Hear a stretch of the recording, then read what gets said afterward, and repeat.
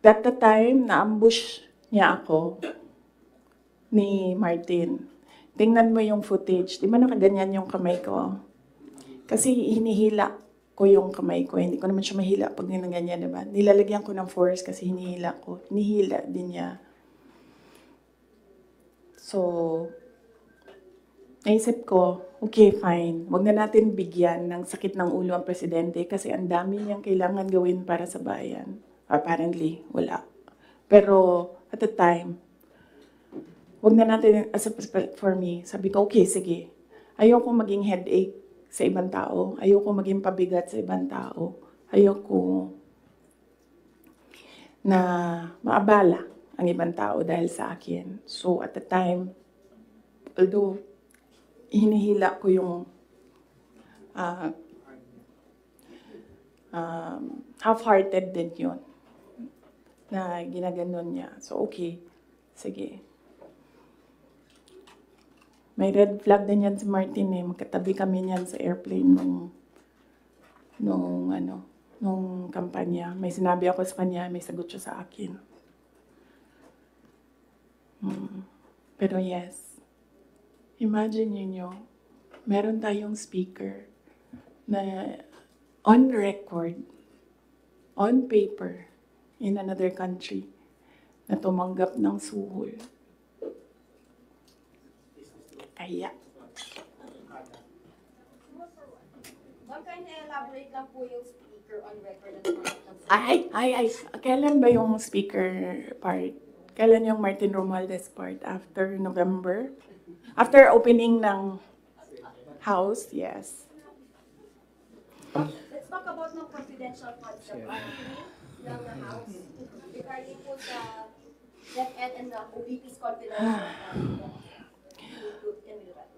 funds. Ay, yes, as I said, antayin natin yung next hearing ng House, Good Governance. Masyado pa kasing, masyadong maaga sagutin sila. Walang lumalabas eh. Gusto ko lumabas so that pwede akong magsalita. Wala.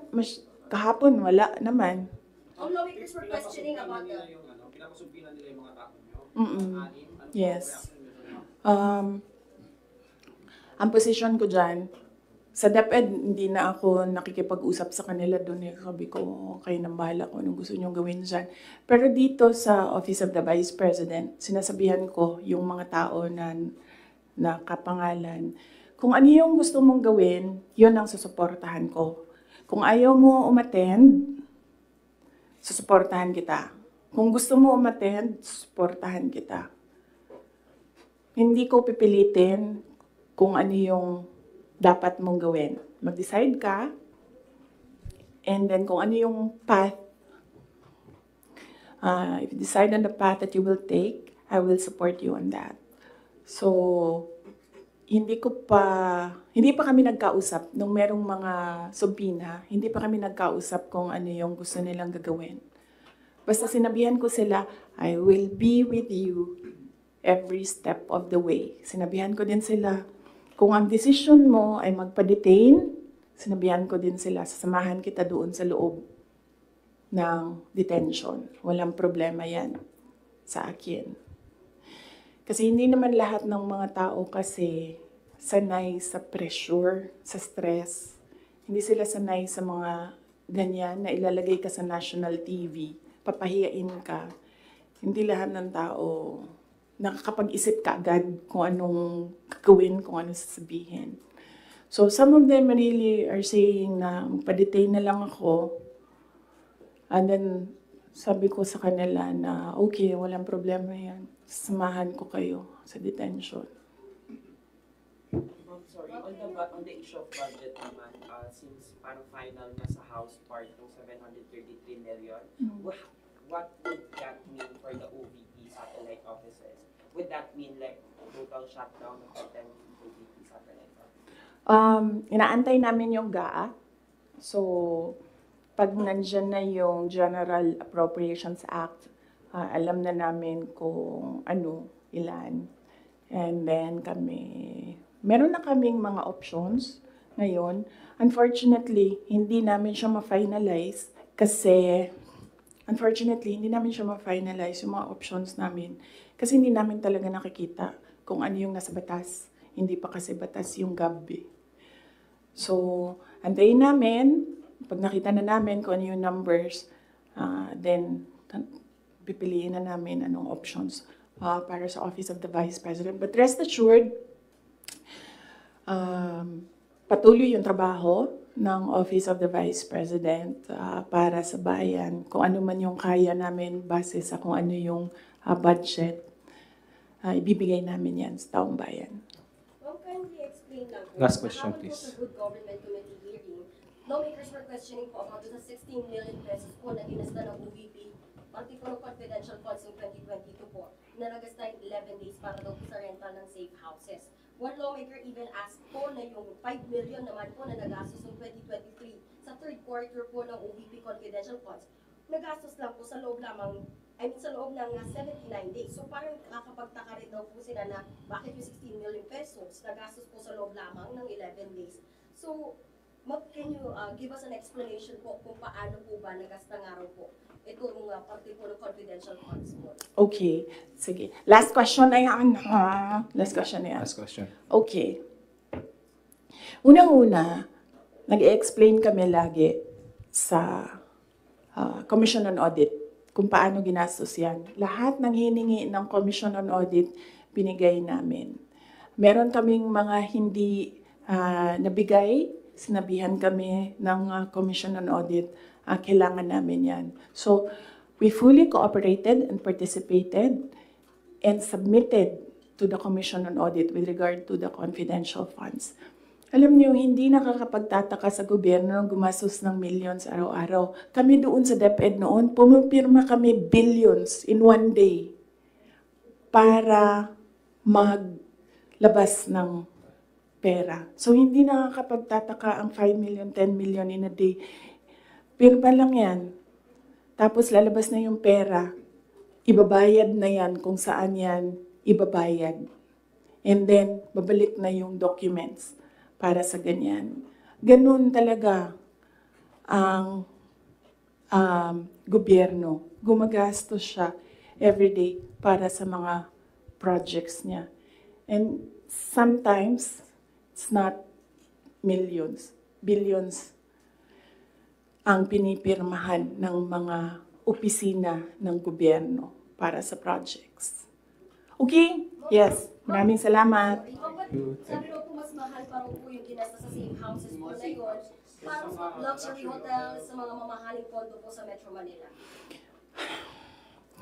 Kasi ang ginagawa nila, nag-audit na sila.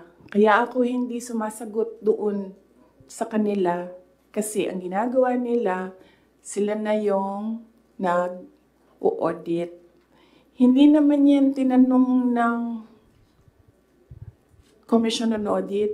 Ang hiningi lang ng Commission on Audit, ano yung documents para sa mga expenditures. So, sinubmit namin yon. And in fact, nakikita nila yun kasi sinubina nila lahat ng documents. The thing with the hearing is kung makikita mo, kahapon, hindi ko napanood, kaya hindi ako mag-comment, pero nakita ko sa transcript na kahit anong sabihin ng tao na nakaupo doon, ng resource person, kukontrahin siya noong nagtatanong. Walang tamang sagot sila tatanggapin. Kahit yung COA na mismo ang nagsabi kung ano yung trabaho niya, hindi nila tinatanggap na sagot. Kasi bakit ba? Kasi nga, sa simula, sinabi ko, gusto nila mag-impeachment. Hindi nila magawa kasi wala silang kaso for impeachment. So, ang ginagawa nila dyan, nagfi-fishing sila na nagfi-fishing, gahanap sila ng hanap. Alam nyo, before ako umupo, alam ko, impeachable officer ako. So, binasa ko yan. Ano ang impeachment? What are impeachable offenses? ano ang pwedeng gawin mo na ma-impeach ka. Binasa ko yan lahat. Si BBM, sabihin ko sa inyo, may listahan ako ng 5 bagay na impeachable offense niya. Pero sa tingin niyo, papasa dyan sa House? Of course, hindi. Diba?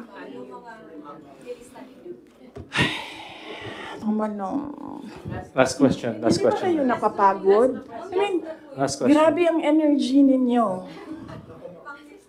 Ma'am, Hindi. DepEd official, Yung taga-DepEd si Atty. Ocias, sinabi po niya na may natanggap daw siyang sobre, katulad ni yung secretary. Ano sabi niya? Yung envelope na yan, kaya ako sinasabi kanina, antayin natin yung next hearing. Kasi hindi pa siya enough eh. Ang gusto nila kasing palabasin sa mga tao, yung envelope na yan, galing sa, yung pera na yan, galing sa confidential funds. Yan yung gusto nilang i-portray sa public. Para yung perception ng tao, hindi talaga ginamit para sa ano. Pero kasi, para sa akin, kulang pa siya. So, inaantay ko yung next hearing. Bago ko pag-usapan yung envelope na yan, kasi kasama yan dun sa triangle. So, hindi pa po siya. Yes. No. Hindi yan sagot sa tanong mo. No, I will not answer questions anymore. yung DepEd po, meron daw po Yes. Marian. Thank you. Thank you. Yung sa sundalo. Thank you. Ma'am, meron daw pinasang certification ng DepEd na galing sa mga soldiers na pinapalabas na yun sa youth. Leadership issues. Totoo ba yun, ma'am? Ginamit ko yung Hindi ginamit ang confidential funds sa AFP.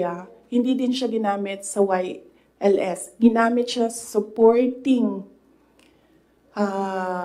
information doon sa mga areas kung saan may nakuha na reports na at risk ang mga bata. Walang binigay na CF sa AFP. Walang binigay na CF sa YLS. Yung YLS lang ang tinanong. Sinabi namin, ito yung areas at risk.